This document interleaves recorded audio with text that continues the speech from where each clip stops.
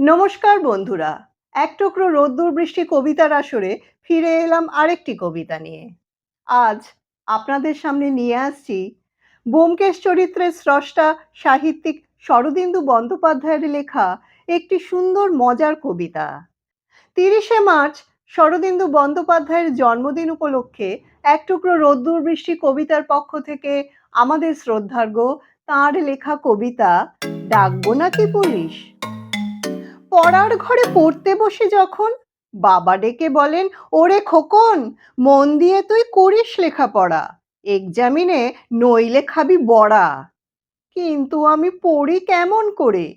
বাবা জানেন না তো পড়ার ঘরে জুটেছে সব দুষ্টু পাজি যত, পড়তে কি দেয় একটু মনের মতো? বলেন বাবা, কেবল পড়া ভুলিস, ডাকবো নাকি পুলিশ।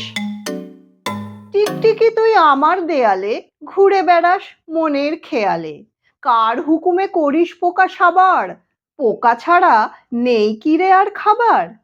আর না নেমে উঁচু দেয়াল ছেড়ে লেজটি কেটে বানিয়ে দেব বেড়ে।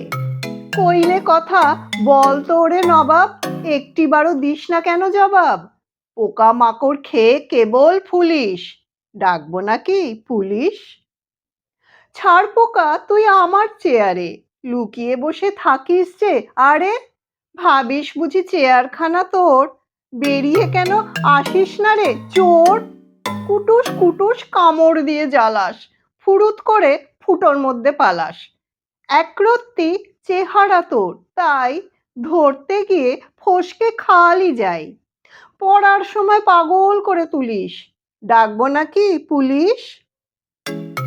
আরশোলা তুই ফড়ফড়িয়ে উড়িস, দেমাগ ভরে মাথার ওপর ঘুরিস। নিজেকে তুই মনে ভাবিস নাকি উড়োজাহাজ কিংবা ঈগল পাখি? পড়িস যদি চিনেম্যানের হাতে, কচমচিয়ে চিবিয়ে খাবে দাঁতে। আমি নেহাত ভালো মানুষ ছেলে, আমার ঘরে উড়িস পাখা মেলে, সরসরিয়ে পিঠের পরে বুলিস, ডাকবো নাকি পুলিশ। মাকড়সা তুই ঘরের কোণাতে ব্যস্ত আছিস যে জাল বোনাতে, সে জাল নিয়ে করবি কি রে বোকা, ডাঙায় বসে ধরিস খালি পোকা। জেলে ধরে কাতলা ইলিশ রুই, মাছ না ধরে মাছি ধরিস তুই। ছাদ থেকে তুই শূন্যে নেমে ঝুলিস, দোলনা চেপে মনের সুখে দুলিস। দুলে দুলে বোধহয় খালি ঢুলিস, ডাকবো নাকি পুলিশ। কবিতাটি ভালো লাগলে লাইক ও কমেন্ট করতে ভুলবেন না, সাথে সাথে অন্যান্যদের সাথে ভাগ করে নেবেন।